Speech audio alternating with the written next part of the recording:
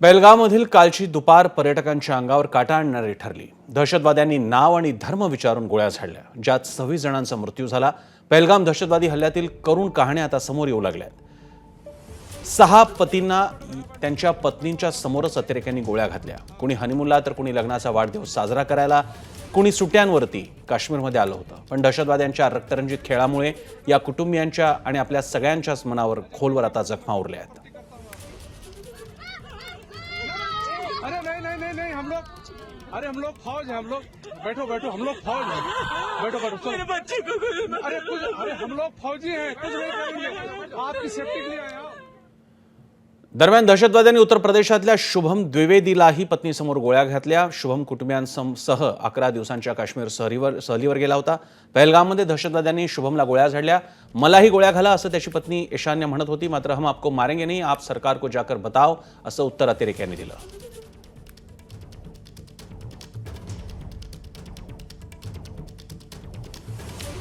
इंदूरच्या Sushil Nathaniel यांना देखील अतिरेक्यांनी कुटुंबियांसमोर गोळ्या घातल्या। नथानियल यांची मुलगी आकांक्षा ही गोळीबारात जखमी झाली आहे। सुशील नथानियल हे पत्नी, मुलगा, मुलीसह 4 दिवसांच्या काश्मीर सहलीवर गेले होते, पण तेथेच दहशतवाद्यांनी त्यांची हत्या केली।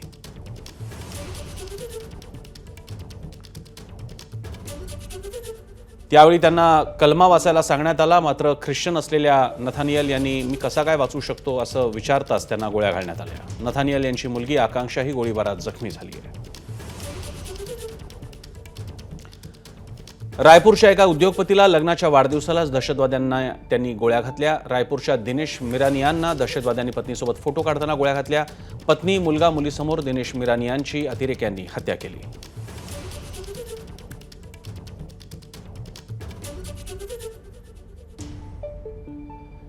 तर बिहारच्या मनीष रंजन यांचीही कुटुंबियांसमोरच गोळ्या घालून हत्या करण्यात आली। पत्नी आशा देवी आणि 2 मुलांसमोर मनीष यांना गोळ्या घालण्यात आल्या।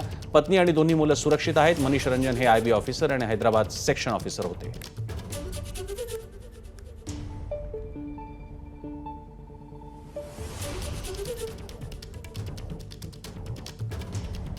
अतिरेक्यांनी भावनगरच्या पितापुत्राला आणि मित्राला गोळ्या घातल्या। गुजरातचा 20 जणांचा ग्रुप काश्मीरला सहलीला गेला होता। यतीश भाई आणि त्यांचा मुलगा स्मित यांना दहशतवाद्यांनी गोळ्या घातल्या। त्यांनी यतीश भाई आणि स्मितची हत्या केली आणि पत्नी काजलबेनला मात्र सोडून दिले। ABP माझा, उघडा डोळे बघा नीट।